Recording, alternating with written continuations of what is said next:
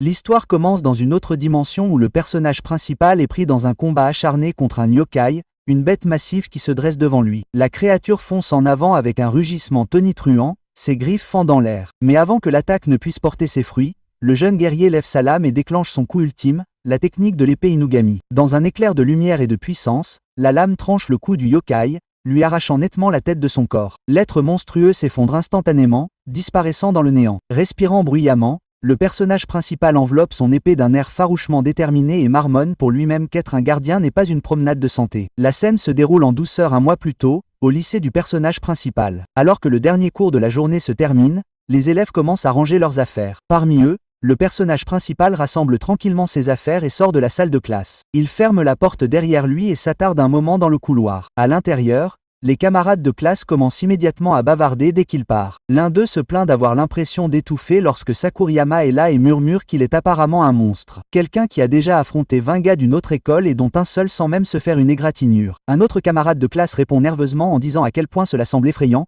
se demandant si c'est la raison pour laquelle ses cheveux sont roux vifs. Le nom du personnage principal est révélé. Sakurayama Renji, un lycéen de 2e année. En entendant leurs murmures venant de l'extérieur, Renji se retourne pour partir, la frustration scintillant dans ses yeux. Intérieurement, il se dit qu'ils peuvent dire ce qu'ils veulent parce que c'est lui qui en a marre d'être constamment défié dans des combats. Sa colère monte doucement tandis qu'il s'éloigne, ses pensées lourdes de ressentiment. Renji réfléchit ensuite à sa propre vie, expliquant qu'il vient d'une famille qui dirige le sanctuaire local. Né avec un sens spirituel fort, il peut percevoir ce que les humains ordinaires ne peuvent pas percevoir. Ses cheveux roux vifs, hérités de ses parents, ont longtemps fait de lui une cible de moquerie et d'incompréhension. À cause de cela, tout le monde autour de lui traite Renji comme un délinquant notoire. Il pense amèrement à la façon dont il n'a jamais voulu qu'une pause. Il travaille dur tous les jours, va à l'école et étudie avec dévouement. Comment quelqu'un comme lui pourrait-il être un délinquant? La seule personne qui lui ait parlé gentiment de toute sa vie est son professeur, Mikami-sensei. Un flashback suit. Renji est assis devant Mikami-sensei, le visage meurtri et abîmé. Elle remarque immédiatement ses blessures et réalise silencieusement qu'il s'est encore battu. Renji, se sentant coupable,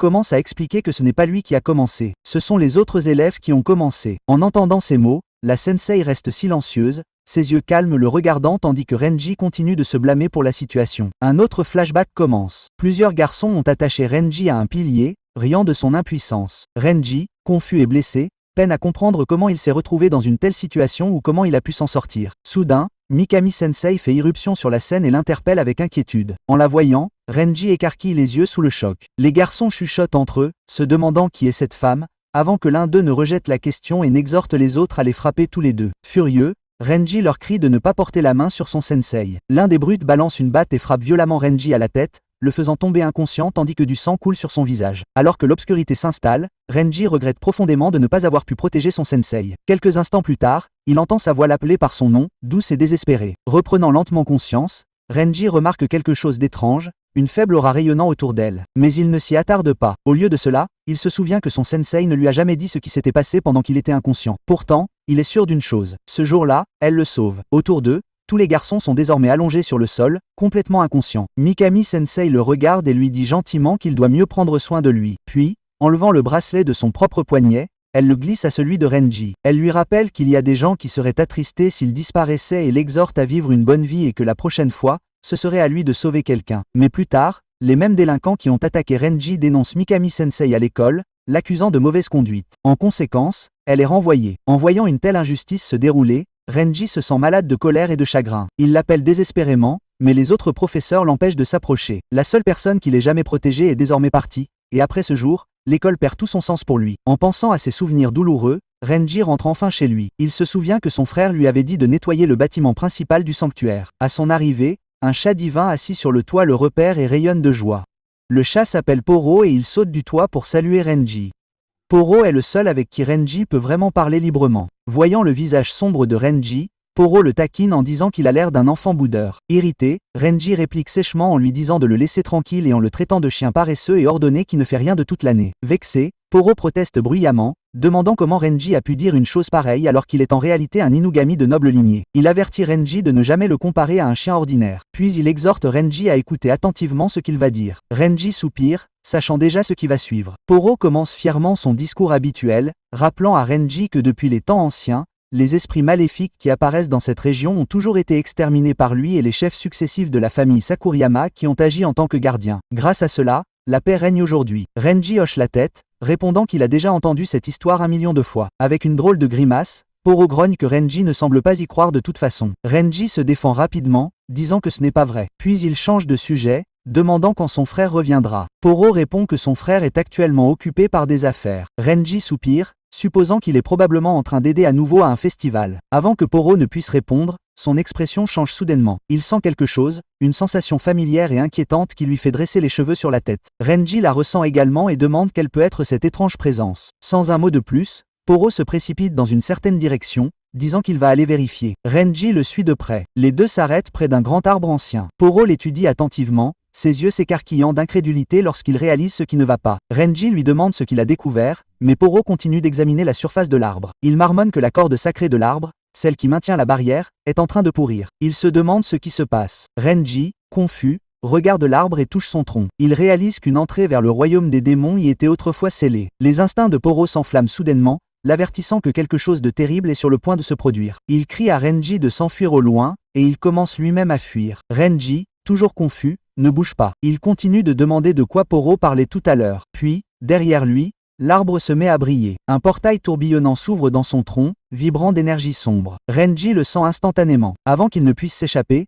une force invisible surgit de l'intérieur du portail, le tirant en arrière. Ses yeux s'écarquillent sous le choc alors qu'il est entraîné vers la lumière, disparaissant dans l'inconnu. Renji n'a aucune idée de ce qui se passe. Il essaie de s'éloigner du portail, mais ne parvient pas à échapper à son attraction. Le démon à l'intérieur est bien plus fort et l'entraîne avec une force incroyable. Renji appelle Poro tandis que Poro crie lui aussi son nom. Mais à ce moment-là, Renji a déjà été attiré à l'intérieur du portail. Poro devient anxieux et paniqué, réalisant que Renji est tombé dans le royaume des démons. Il est profondément inquiet, se demandant ce qui va se passer maintenant. Pourtant, il se rappelle rapidement qu'il n'a pas le temps d'hésiter. Il doit aller sauver Renji. À l'intérieur du portail, Renji se retrouve entouré de plusieurs démons. Il les regarde, choqué, complètement perdu quant à leur identité et à la raison de leur présence. Les démons se dirigent vers lui, prêts à l'attaquer. Renji comprend rapidement qu'avant de pouvoir comprendre la situation, il doit se battre. Il lance un coup de poing à l'un des démons, l'envoyant voler dans l'eau. Mais la créature se relève bientôt, imperturbable. Renji fut stupéfait de constater que ses attaques physiques n'avaient eu aucun effet. À ce moment-là,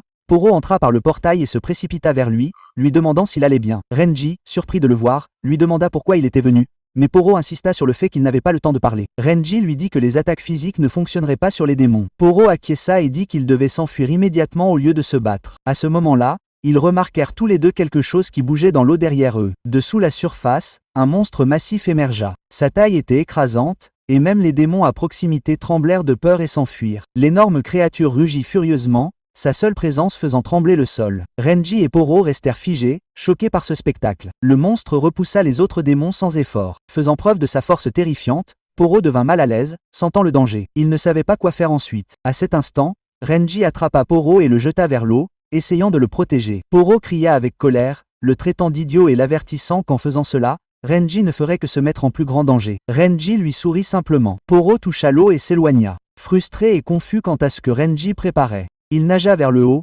pensant à quel point il était étrange qu'un simple enfant humain essaie de sauver un dieu. Pensant que Renji était 1000 ans trop tôt pour cela, lorsque Poro atteignit la surface, il vit que le monstre avait brutalement blessé Renji, le laissant inconscient. Du sang l'entourait alors qu'il gisait immobile. Poro cria son nom sous le choc. Le monstre se tourna vers Poro et rugit, mais Poro lui répondit en hurlant, lui ordonnant d'arrêter. Malgré cela, la créature dévora Renji juste devant lui. Poro ne put que le regarder, impuissant, incapable de faire quoi que ce soit. Dans l'estomac du monstre, les yeux de Renji s'ouvrirent lentement. Il ressentit du regret et de la douleur. Réalisant où il se trouvait, il pensa que de toute sa vie, il n'y avait jamais eu un seul moment où il avait vraiment apprécié ou vécu pour lui-même. Et voilà qu'il allait mourir. Ses pensées allèrent à Poro, celui avec qui il parlait le plus, puis à son professeur, Mikami-sensei, la seule personne qui l'avait soutenu et lui avait sauvé la vie. Il regretta d'avoir rompu sa promesse envers elle. Soudain, il entendit sa voix appeler son nom. Renji se demanda si ce n'était qu'une illusion. Mais alors, le bracelet que son sensei lui avait offert se mit à briller, fixant le bracelet lumineux. Il sourit faiblement, se souvenant de ses dernières paroles, lui disant qu'un jour il devrait devenir assez fort pour sauver quelqu'un d'autre, tout comme elle l'avait sauvé. Renji la remercia dans son cœur et reconnut qu'il n'avait plus d'autre choix désormais. Non loin de là, il trouva un os gisant sur le sol et le serra fermement. Il résolut de ne pas abandonner sa vie dans un tel endroit. Avec cette détermination, il frappa l'estomac du monstre à plusieurs reprises avec l'os. La bête rugit de douleur et se débattit violemment. Elle balança ses tentacules vers Poro, l'attaquant. Poro eut du mal à décider quoi faire ensuite, mais fut violemment frappé contre le mur, subissant de lourds dégâts. Le monstre se jeta à nouveau sur lui, mais une lumière vive commença à briller de son ventre. Renji jaillit du corps de la créature, déchirant sa chair et s'avançant à découvert. Le voyant vivant, Poro fut fou de joie. Renji expliqua qu'il avait entendu la voix de son sensei, puis son bracelet se mit à briller. Poro regarda le bracelet et réalisa ce que c'était, un orbe divin. Renji fut choqué d'entendre cela. Poro expliqua que c'était un objet contenant un pouvoir divin spécial enchanté par une divinité gardienne qui était un dragon. Puis il demanda où Renji l'avait obtenu. Avant que Renji ne puisse répondre, le monstre se remit en mouvement, préparant une nouvelle attaque. Tous deux remarquèrent que la blessure que Renji avait faite guérissait lentement. Renji comprit qu'il n'avait pas de temps à perdre. Poro l'exhorta alors à créer un lien avec lui et à devenir un gardien. Renji demanda pourquoi Poro ne l'avait pas dit plus tôt si une telle solution existait. Poro expliqua que c'était parce qu'il y avait un grand risque en jeu. C'était comme un pari que quelqu'un comme Renji, sans véritable formation, puisse contrôler le pouvoir d'un dieu. S'il échouait, ce pouvoir divin le consumerait complètement, effaçant son identité. Poro se demanda si Renji pouvait vraiment gérer un tel pouvoir, s'il pouvait même devenir un gardien. Mais Renji, frustré, l'interrompit, lui disant d'arrêter avec ses propos compliqués. Poro fut surpris par sa réponse. Renji réfléchit en silence, pensant à la façon dont il avait vécu comme un déchet jusqu'à présent. Son sensei avait autrefois sauvé quelqu'un, et s'il devait mourir ici, il ne pourrait plus jamais l'affronter. Il décida qu'il survivrait quoi qu'il arrive. Il appela Poro, lui disant de lui accorder le pouvoir divin. Alors que le monstre avançait à nouveau, Poro acquiesça, lui disant qu'il comprenait et qu'il ne pourrait peut-être plus parler très longtemps. Il rappela à Renji de ne jamais oublier cette résolution. Puis, criant, Poro déclara l'ancien pacte et une lumière jaune vif les enveloppa tous les deux. Flottant dans les airs, Poro proclama que l'ancien pacte était désormais conclu. Au nom d'Okuroga, ils formèrent un pacte d'annihilation absolue des démons, de fusion avec l'homme-dieu. À cet instant,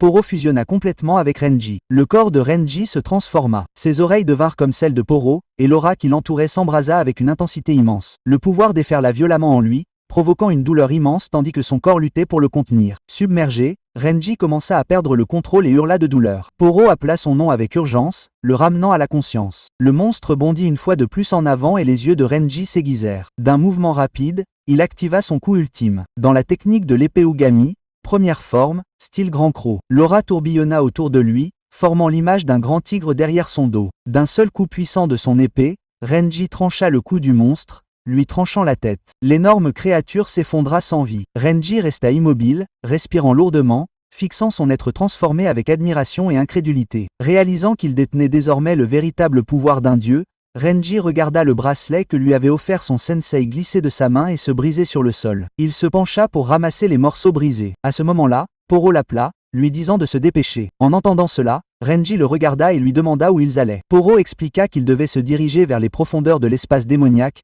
car il devait détruire le noyau démoniaque qui s'y trouvait et anéantir tout l'espace démoniaque. Renji l'écouta mais semblait hésitant, voulant dire autre chose. Cependant, avant qu'il ne puisse le faire, Oro l'arrêta et lui rappela qu'il restait encore de nombreux démons dans cet endroit, des démons que seul Renji pouvait vaincre. À ce moment précis, d'innombrables démons commencèrent à apparaître autour de Renji et à se diriger vers lui. Pendant ce temps, dans une autre partie du royaume démoniaque, une silhouette était assise sur un trône massif. Il était le plus grand de tous les yokai, connu sous le nom de Grand Yokai Basara. Il pouvait sentir le trouble causé par la bataille en cours et réalisa que quelqu'un combattait ces démons. Trouvant le bruit gênant, il se murmura qu'il ne pouvait plus rien y faire maintenant que le chemin vers le royaume des mortels s'était ouvert. Alors qu'il continuait à réfléchir, une autre silhouette apparut soudainement devant lui. Basara tourna son regard vers le nouveau venu et lui demanda qui il était. La personne se présenta comme étant le sorcier guide. Comparé à l'énorme silhouette imposante de Basara, le sorcier guide ne semblait pas plus grand qu'une fourmi devant lui.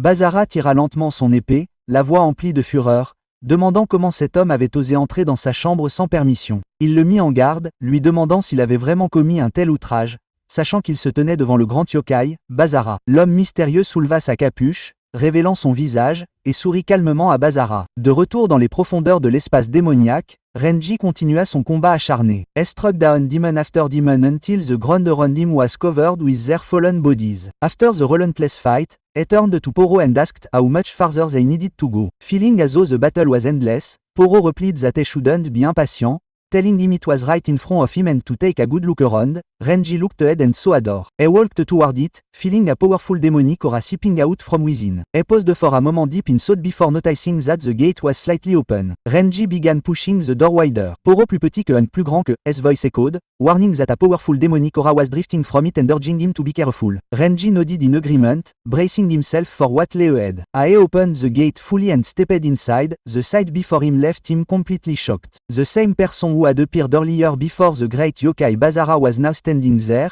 and Basara himself lay dead at his feet. Le sorcier qui le guidait l'avait vaincu et tué. Une énergie démoniaque noire irradiait du corps de l'homme, emplissant la pièce. Renji le fixait, confus, essayant de comprendre ce qu'il voyait. Le sorcier, le visage éclaboussé du sang de Basara, l'essuya calmement tout en fixant le cadavre de Basara, remarquant qu'un grand yokai était toujours un grand yokai après tout. Voyant cela, Renji se tourna vers Poro, se rappelant qu'il avait dit que le maître démoniaque se trouverait derrière cette porte. Il regarda la scène devant lui et se demanda s'il s'agissait bien de la personne dont Poro avait parlé. Poro regarda la silhouette mystérieuse et admit qu'il n'avait aucune idée de qui c'était. Cependant, en l'observant attentivement, il déclara avec certitude que l'être devant eux n'était pas humain. Renji s'avança, exigeant de connaître l'identité de l'étranger. La personne l'ignora complètement et se dirigea plutôt vers le corps tombé de Basara, se penchant pour soulever le noyau démoniaque à côté. Se sentant ignoré, Renji l'appela à nouveau, l'avertissant de ne pas négliger ses paroles. L'homme parut irrité et lança soudainement une attaque vers Renji, lui ordonnant de se taire. Renji fut choqué lorsque l'attaque s'approcha de lui. Poro l'avertit immédiatement d'esquiver. Réagissant rapidement,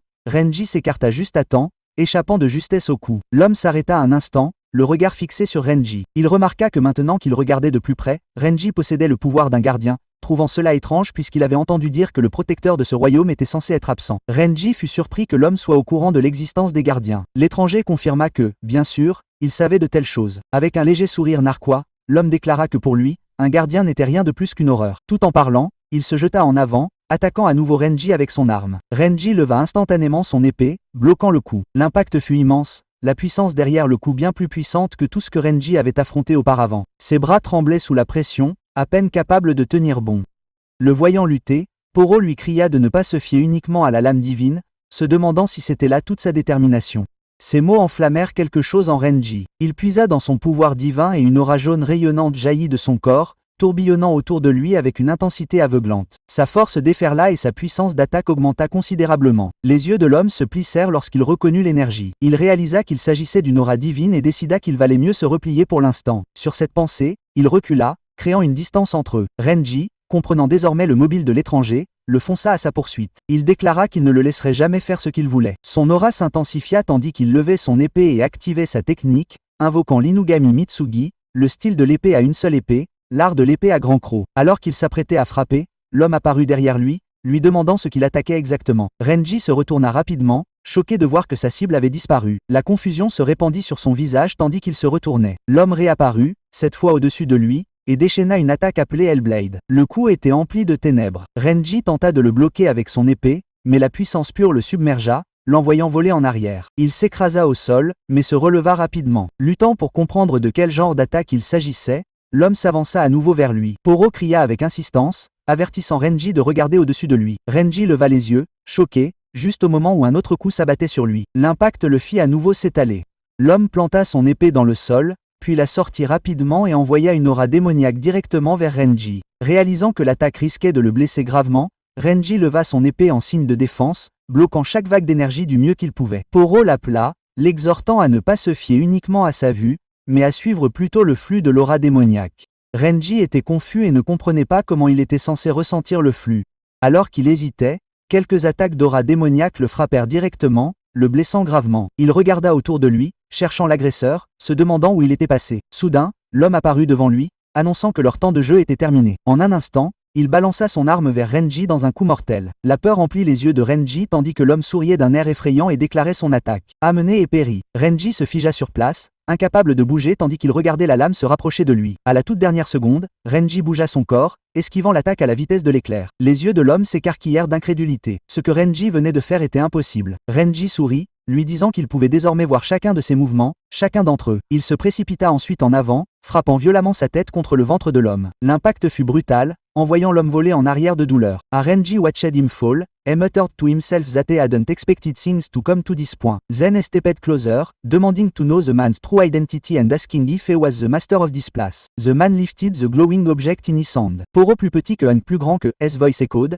explaining that the purple ball held was actually the demonic core. Renji was confused for a moment, but Poro continued, saying that if this man was the master of the demonic space, then there was nothing strange about it. Renji finally understood and confirmed in his mind that this man must indeed be the master. He demanded that he hand over the core. The man chuckled, amused by Renji's determination. Rising to his feet, he admitted that perhaps he had played around a little too much. Then he lifted the core and with a flick of his hand sent it into another dimension. Both Renji and Porto watched in shock as it vanished completely. Anger flared within Renji, but before he could react, the man began to fade away. Alors que son corps se dissolvait dans l'obscurité, il déclara qu'il se reverrait. Puis, en un instant, il disparut complètement. Renji resta figé, abasourdi par ce qui venait de se passer. Poro examina la zone et déclara qu'il n'y avait pas d'âme, expliquant que ce qu'ils avaient vu n'était qu'une sorte de marionnette. En entendant le mot marionnette, Renji fut à nouveau confus. Poro expliqua qu'il s'agissait plutôt d'une poupée vivante sans rien à l'intérieur. Mais cette aura démoniaque d'avant lui avait semblé familière. Elle était similaire à celle d'un dieu dragon. Bien qu'il ne comprenne pas pourquoi un tel pouvoir pouvait provenir du corps d'un simple yokai ou pourquoi il avait un noyau démoniaque. Alors que d'innombrables questions envahissaient son esprit,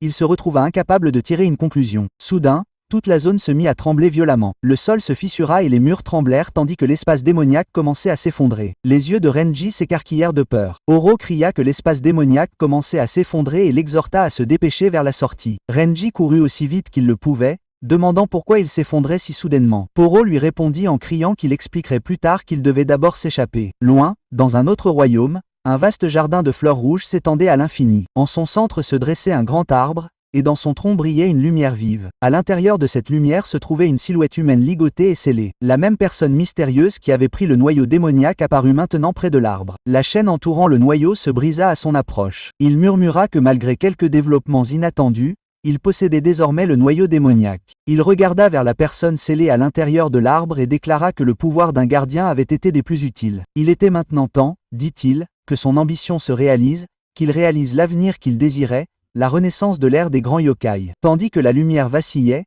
l'identité de la silhouette scellée devint claire. Ce n'était autre que le propre sensei de Renji, celui qui l'avait toujours protégé et qui se tenait à ses côtés. Renji émerge du même portail par lequel lui et Toro sont entrés dans l'autre dimension. Il s'en échappe de justesse juste avant que ce monde en train de s'effondrer ne soit déchiré. En sortant, Renji remarque que l'espace démoniaque à l'intérieur de l'arbre divin commence à disparaître complètement. Poro observe la lumière déclinante et explique calmement qu'avec la disparition du noyau démoniaque, le pouvoir maintenant tout cet espace a été perdu. Renji se souvient soudain de quelque chose, ce qui incite Poro à lui demander ce qu'il a en tête. Renji se demande à voix haute si la disparition du noyau démoniaque pourrait poser problème puisqu'il semble avoir disparu quelque part au lieu d'être détruit. Avant que Poro ne puisse répondre, une voix familière interpelle Renji. C'est son frère aîné, Sakurayama Rantaro, qui se précipite vers lui. Voyant son frère après si longtemps, Renji est stupéfait. Tandis que Poro se sent ravi de la présence de Rantaro, toujours inquiet, exige de savoir où Renji est allé. Il explique que la présence de Renji a soudainement disparu plus tôt, le laissant incapable de sentir son jeune frère. En voyant l'inquiétude de son frère, Renji ressent un mélange de surprise et de culpabilité. Avant qu'il ne puisse expliquer quoi que ce soit,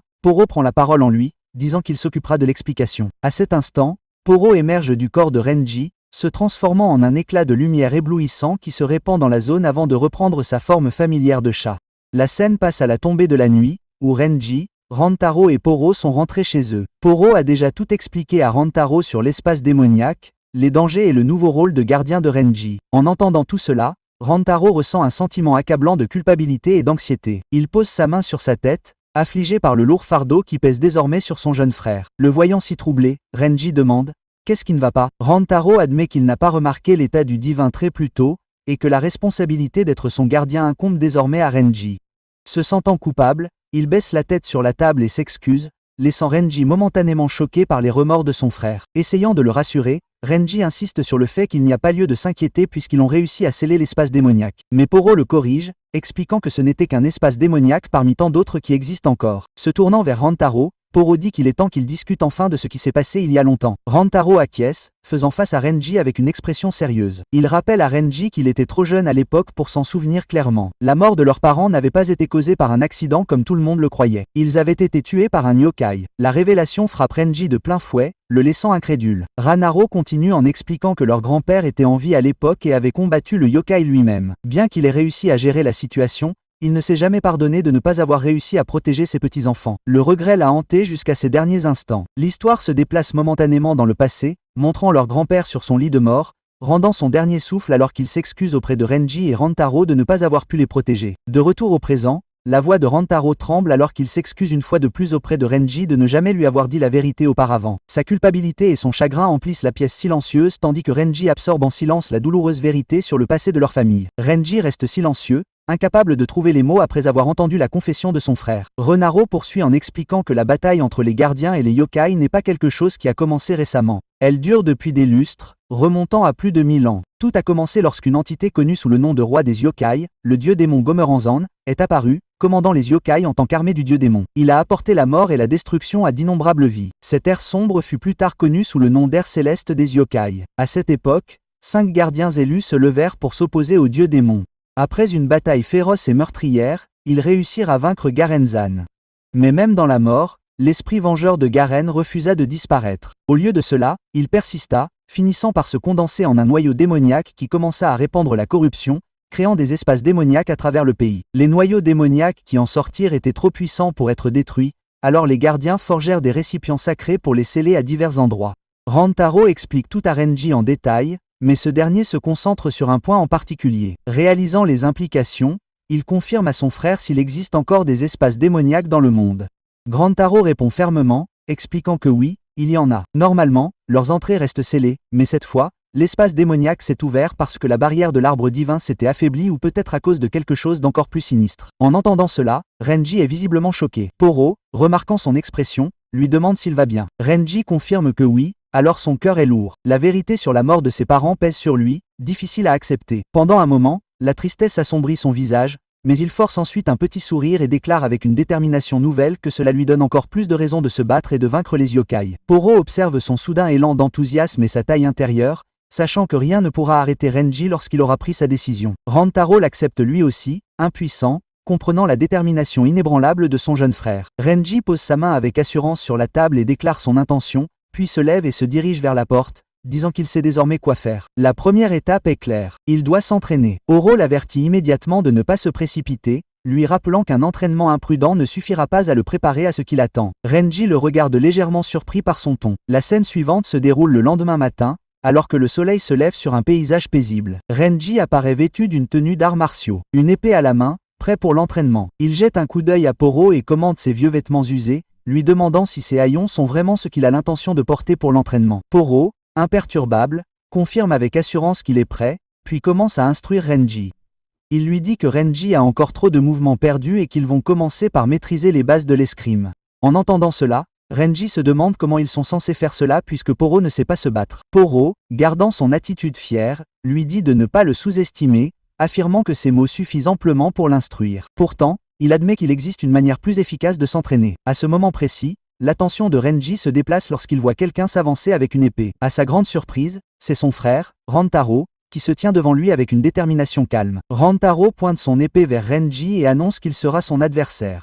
Voyant son grand frère se tenir devant lui, une épée à la main, Renji est complètement choqué. La vue soudaine de Rantaro se préparant au combat le prend au dépourvu et l'incrédulité se lit sur son visage. Poro, remarquant la réaction de Renji, l'avertit rapidement de ne pas sous-estimer Rantaro. Il rappelle à Renji que son frère maîtrise déjà les bases du maniement de l'épée. Avant même que Renji ne puisse répondre, Rantaro s'avance, réduisant la distance entre eux par des mouvements déterminés. Sa position est stable, ses yeux sont concentrés et son épée brille sous la lumière. L'expression de Renji se crispe de surprise lorsqu'il réalise que son frère ne se retient pas. Le frère aîné calme et attentionné qu'il connaissait s'avance vers lui comme un épéiste expérimenté. Prêt à attaquer, Renji réagit rapidement, bloquant l'attaque à l'épée de son frère avec sa propre épée. Voyant cela, Rantaro commence à lui expliquer qu'il utilisait trop de force. Il dit à Renji qu'utiliser autant de force lui brûlerait l'endurance et le ferait tomber. Renji ne comprit pas ses explications. Il vit seulement que son frère était très fort. Puis Rantaro leva son épée et détruisit cette attaque. Renji retourna à sa position. Juste à ce moment-là, il vit son frère se déplacer pour l'attaquer à nouveau. Une attaque visant directement son cou. Renji comprit qu'il s'agissait d'un évanouissement. Il commença immédiatement à reculer pour éviter l'attaque. Puis Renji se mit en position,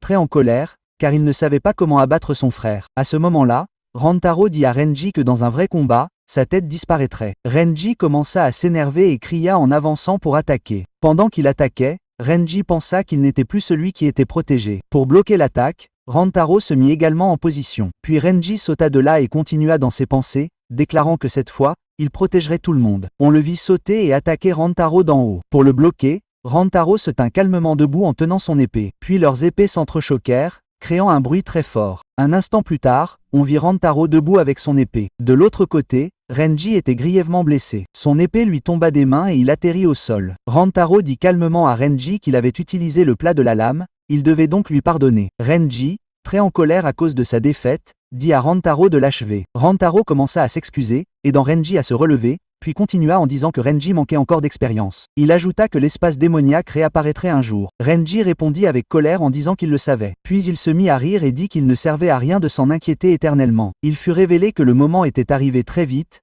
contrairement à ce qu'on attendait de Renji. Puis une scène fut montrée un mois plus tard où Poro et Renji, devenus gardiens, combattaient des démons dans une dimension démoniaque. Après avoir vaincu les démons, Renji rangea son épée et ramassa un noyau noir. En regardant le noyau, il remarqua que des espaces démoniaques avaient fini par réapparaître partout, mais il nota qu'il ne se défendait pas beaucoup. Il dit qu'il n'avait presque rien senti. Poro lui dit que la présence du noyau de mana semblait étrange, plutôt comme un faux noyau. Il dit qu'il avait assez de mana pour alimenter l'espace démoniaque, mais que quelque chose n'allait pas. En disant cela, Renji commença à marcher vers un mur et le toucha. Soudain, il se retrouva dans un jardin avec des bambous. Une fois arrivé là, Renji dit à Poro qu'il y avait aussi une marque d'entaille, même en dehors de l'espace démoniaque. Il demanda si des monstres apparaissaient également à l'extérieur. Poro lui dit que c'était déconcertant, qu'il manquait d'informations et que le fait qu'autant de monstres apparaissent était déjà anormal. On vit Renji avancer plus loin sur le chemin à travers le jardin de bambous. La scène suivante montrait la maison de Renji la nuit, alors qu'il était déjà minuit passé. Renji était allongé chez lui et posa une question à Poro, se demandant si Polo avait changé depuis la formation du contrat gardien. Poro était également allongé sur un coussin et répondit non, bien qu'il ait mentionné que Polo ne pouvait pas s'éloigner beaucoup de lui. Poro ajouta en bâillant que ce n'était pas un problème pour le moment. En entendant tout cela, Renji, bâillant également, dit qu'il supposait que tout allait bien. Puis il dit qu'il allait aller aux toilettes. Il retenait son urine depuis très longtemps, alors il se mit à courir vers les toilettes. En chemin, il vit des toilettes dans sa chambre qui étaient fermées à clé avec une affiche « Ne pas utiliser » collée sur la porte. Renji se souvint de son enfance lorsque son frère aîné Rantaro lui avait interdit d'ouvrir cette porte, disant qu'un fantôme y vivait. Renji décida d'enfreindre cette règle et ouvrit la porte. Alors qu'il l'ouvrait, une fille assise dans les toilettes apparut. La fille fut surprise de voir Renji, puis devint très heureuse et lui dit en chantant que cela faisait une éternité que cette porte ne s'était pas ouverte. Renji, surpris par la fille, s'excusa, expliquant qu'il devait vraiment y aller. Puis Renji se demanda qui elle était.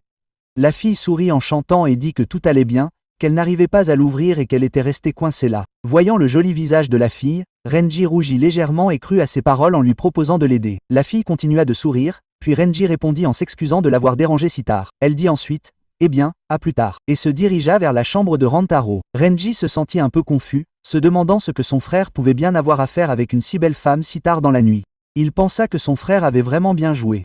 Puis il regarda les toilettes et remarqua qu'elles fonctionnaient bien. Alors pourquoi étaient-elles restées fermées si longtemps? Ces questions commencèrent à tourbillonner dans son esprit. Après s'être soulagé, il commença à réfléchir à la pensée que son frère avait dit qu'un fantôme était enfermé dans ses toilettes. Et puisque les toilettes étaient restées fermées si longtemps, comment une belle fille en était-elle sortie? En pensant cela, il comprit la vérité. Cette fille était en fait le fantôme, et il avait perdu sa capacité à penser clairement à cause de sa beauté. À ce moment-là, une voix hurlante retentit dans la chambre de son frère, implorant de l'aide. En entendant le cri de son frère, Renji fut très choqué et se mit à courir vers la chambre de son frère. Il atteignit la chambre et ouvrit rapidement la porte de son frère, appelant son frère. On vit Rantaro allongé sur le sol, l'air très paniqué, fixant le ciel, en prononçant le mot « aïe ». Renji fut complètement choqué, les yeux écarquillés d'incrédulité à la vue de la fille fantôme qui avait enlevé son kimono et était assise sur Rantaro dans une position lui permettant de s'amuser intimement avec lui. La dame se retourna en voyant Renji et, avec un sourire rougissant, lui dit que regarder était vraiment vilain. La yokai femelle commença à taquiner Renji, le traitant de vilain garçon. Frustré par ces paroles,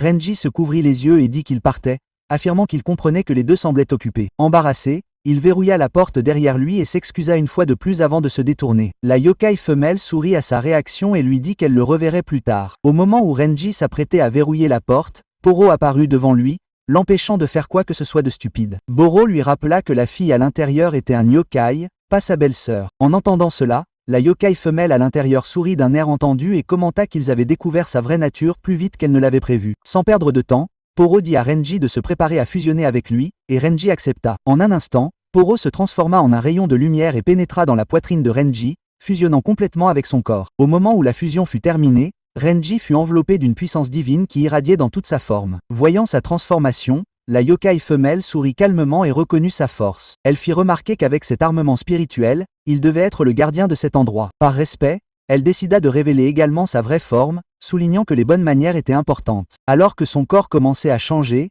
des oreilles de loup apparurent et son aura se renforça. Une fois sa transformation terminée, elle se présenta comme la princesse Kyubey, une descendante royale de la grande lignée des illustres renards à 9 queues. Il fut révélé qu'elle était la grande renarde à 9 queues d'autrefois connue sous le nom de princesse Kyubi. Renji dégaina immédiatement son épée, criant à Kyubi de libérer son frère. Poro l'avertit de rester prudent, lui expliquant que les renards à 9 queues étaient doués en sorcellerie. Ignorant l'avertissement, Renji bondit en avant et attaqua Kyubi avec son épée. Kyubey attrapa sans effort la lame entre ses deux doigts, la tenant fermement. Avec un calme olympien, elle lui dit de ne pas être si pressé. Renji fut choqué de la voir arrêter l'épée divine si facilement, et Kyubey lui lâcha bientôt l'arme des mains. Renji s'arrêta, essayant de déterminer son prochain mouvement. Poro l'exhorta à attendre, mais Renji refusa d'écouter. Il appela sa technique d'épée, la nommant Inugami-toi, la technique d'épée Inugami. Poro comprit rapidement que cette technique ne suffirait pas à le vaincre. Kyubian tenta une nouvelle fois de l'arrêter, mais Renji l'ignora. Renji chargea en avant, criant le nom de sa prochaine attaque, Krogran, et balança son épée vers Kyubi de toute sa force. En voyant son attaque imprudente et inutile,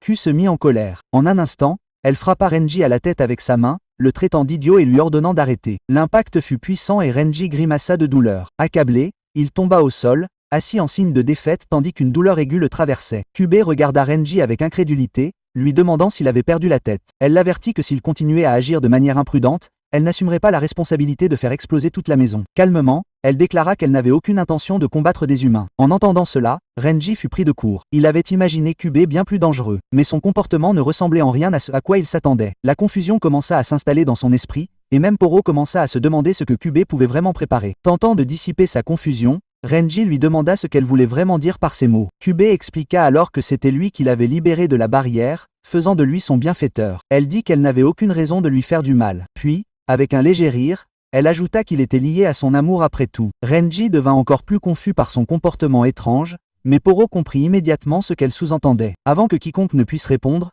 Kyubey se tourna vers Rantaro, qui était toujours inconscient à proximité. Elle mentionna qu'une petite punition s'imposait. Sa présence s'intensifia, et à ce moment-là, l'esprit de Rantaro émergea brièvement de son corps. Quelques instants plus tard, il reprit connaissance, bien que toujours visiblement secoué. Poro, à nouveau hors du corps de Renji, les rejoignit alors qu'ils se dirigeaient tous ensemble vers les toilettes scellées, où Rantaro restait agité et anxieux. Alors qu'ils approchaient, Kyubey regarda Renji et dit que puisque le malentendu avait été dissipé, ils devraient tous s'entendre à partir de maintenant. Renji acquiesça, hochant la tête en guise de réponse. Lorsqu'ils atteignirent les toilettes, Kyubey sourit et dit que puisqu'il avait maintenant une si merveilleuse opportunité, elle aimerait tous les inviter dans son village. Renji sembla perplexe face à cette invitation soudaine. Kyubey prit alors Toro doucement dans ses mains et demanda à tout le monde de rester près d'elle tandis qu'elle commençait à chanter doucement. Une lumière les enveloppa, et un par un, ils commencèrent à se téléporter. En quelques instants, tout le groupe disparut de l'endroit. La scène suivante s'ouvrit dans un village paisible où les enfants jouaient librement sous le ciel lumineux.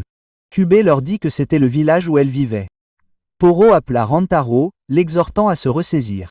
Toujours tremblant, Rantaro répondit nerveusement, soulignant qu'il y avait un loupioin juste devant eux. Kyu sourit et demanda poliment la permission de parler, disant qu'elle voulait expliquer certaines choses. Pointant du doigt une direction proche, elle commença à expliquer que le clan des 9 contes avait autrefois des liens étroits avec les humains. Cependant, il y a environ 1000 ans, pendant la grande ère des yokai, l'armée maléfique des dieux yokai avait scellé plusieurs yokai dans une barrière spéciale. L'endroit où ils se trouvaient était l'un de ces lieux scellés, le village des 9 contes. Au fil du temps, le sceau finit par se briser, leur permettant à nouveau d'interagir avec le monde humain. Elle semblait sincèrement heureuse en parlant de leur liberté retrouvée. Puis elle leur assura qu'il n'y avait aucune raison de la craindre, elle ou les siens. Comprenant son explication, Renji hocha la tête et reconnut qu'il devait y avoir de nombreuses sortes de yokai. Pourtant, il se demanda à voix haute pourquoi son frère était si effrayé. Kyubey répondit qu'il semblait s'être passé beaucoup de choses dans le passé qui expliquaient sa peur. La scène se déplaça vers le manoir de Kyubey où tout le monde était assis ensemble en train de siroter du thé. Alors que l'atmosphère calme s'installait, Kyubey suggéra qu'ils confirment une fois de plus leurs conditions. Poro accepta et commença à exposer leurs demandes. Il expliqua que si jamais la famille Sakurayama était attaquée par des yokai, le clan 9 queues assurerait sa sécurité. De plus, en cas d'urgence, il permettrait que leur terre serve de refuge. Après avoir exposé ces points, Oro demanda s'il y avait des problèmes avec leurs deux principales demandes. Kyubey écouta attentivement et répondit qu'elle n'avait aucune objection. Elle commença ensuite à énoncer ses propres exigences. La première condition était d'accorder le libre accès au domaine de Sakurayama. Rantaro, toujours tremblant de malaise, semblait visiblement nerveux tandis que Kyubey continuait. Puis,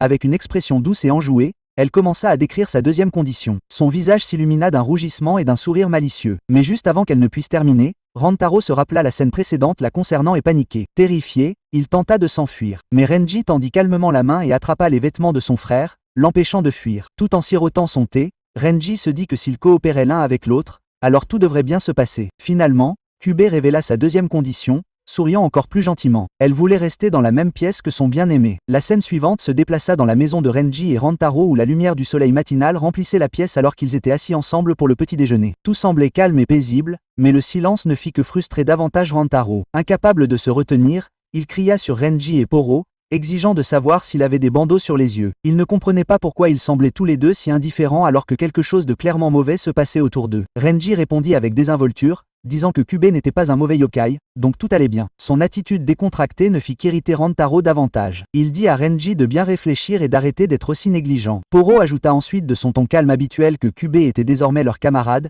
quelqu'un qui partageait la nourriture du même pot que Rantaro, et qu'il devrait simplement s'y habituer. Hearing this, Rantaro shouted in disbelief, calling Poro plus petit que and plus grand que S suggestion completely unreasonable. A frustration grew inside him, Rantaro thought to himself about how his grandfather had gone through so much trouble to seal that yokai within a barrier long ago. Yet now, in the end, he was being forced to sleep on the same bed with her. While he was still lost in that thought, Kyubey suddenly appeared, her cheerful voice cutting through the tension. With a teasing tone, she said that Rantaro was still giving her the cold shoulder, just like always. Her words made Rantaro freeze awkwardly, and discomfort filled his face. It became clear that according to their agreement from the previous night, Kyubey had slept beside Rantaro. She seemed very pleased about it and happily mentioned that sleeping next to him every night made her feel delighted. One of the perks of their arrangement. Embarrassed, Rantaro quickly declared that such a thing was forbidden from now on. Son éclat de rire ne fit qu'accroître le rire du bi, qui lui dit d'un ton taquin qu'il n'avait pas besoin de rougir autant. Mais l'atmosphère joyeuse changea rapidement lorsque tout le monde sentit soudain une étrange aura démoniaque se répandre à proximité. L'air s'épaissit et l'expression de Renji se durcit lorsqu'il réalisa de quoi il s'agissait. Il s'exclama qu'un autre vide démoniaque se formait près d'eux. Une distorsion spatiale était apparue. Rantaro fronça les sourcils,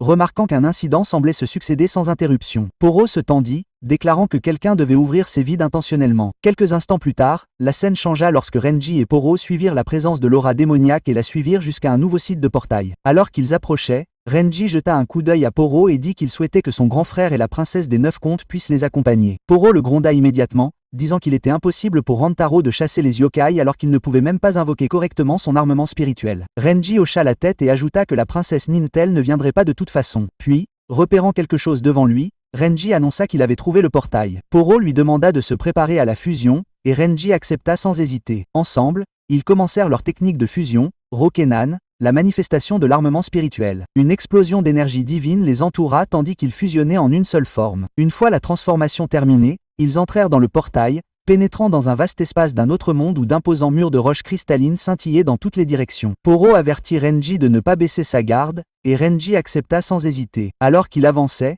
ses yeux s'écarquillèrent à la vue qui s'offrait à lui. Au dragon massif dominant la caverne cristalline. En voyant une créature aussi colossale, Renji fut sous le choc, réalisant que peu importe la façon dont on la regardait, la bête était bien trop grande pour être ordinaire. Avant qu'il ne puisse en comprendre davantage, Poro l'avertit que le dragon était sur le point d'attaquer. La scène se déplaça au même moment que celui montré au début de l'histoire. Renji affronta la bête de front tandis que le dragon se jetait sur lui avec un rugissement tonitruant. Renji esquiva rapidement l'attaque, se déplaçant avec des réflexes entraînés. Le dragon s'enfonça à nouveau vers lui, mais cette fois, c'était au tour de Renji de frapper. Il dégaina son épée et, invoquant son pouvoir, déchaîna sa technique. Art de l'épée Inugami, deuxième art divin, entaille en chaîne météorique. D'un seul coup aveuglant, il sépara la tête du dragon de son corps, tuant la créature d'un seul coup net.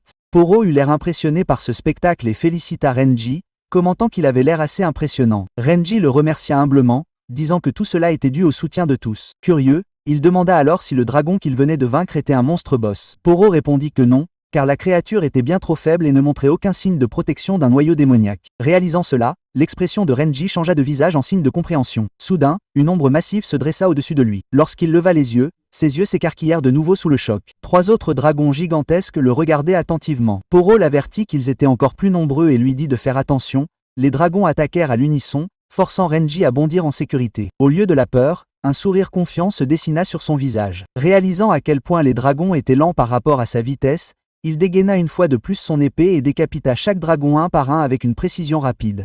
Après les avoir tous achevés, Renji remit sa lame dans son fourreau et remarqua quelque chose au loin. Un grand château se dressait sinistrement devant lui. Un seul coup d'œil lui suffisait pour comprendre que le maître démoniaque devait être là. Il commença à marcher vers le château, observant sa structure grandiose et inquiétante. En atteignant son entrée, Il conclut que l'endroit ressemblait effectivement au domaine d'un être puissant, et que celui qui se trouvait à l'intérieur devait être le maître des lieux. De nombreux dragons massifs l'entouraient, le fixant tous de leurs yeux brillants. Ce n'étaient pas des bêtes ordinaires, mais de grands yokai connus sous le nom de Madara Kusuryu. Le grand yokai Madara parlait avec arrogance, traitant Renji et Poro d'imbéciles insolents qui ne connaissaient pas leur place. Entendre un dragon parler laissa Renji momentanément abasourdi. L'expression de Madara se tordit de fureur lorsqu'il déclara qu'il regretterait d'être entré dans son domaine et se précipitait pour attaquer. Poro avertit immédiatement Renji de se préparer, lui disant que celui-ci serait un adversaire coriace. Renji accepta et dégaina à nouveau son épée, se préparant au combat. Madara déchaîna son assaut, mais Renji riposta en activant son style d'épée. Art de l'épée Enugami, style d'épée à grand croc flottant. Sa lame étincela, fendant l'air et découpant le corps et la tête du dragon en un seul coup, croyant avoir vaincu le grand yokai.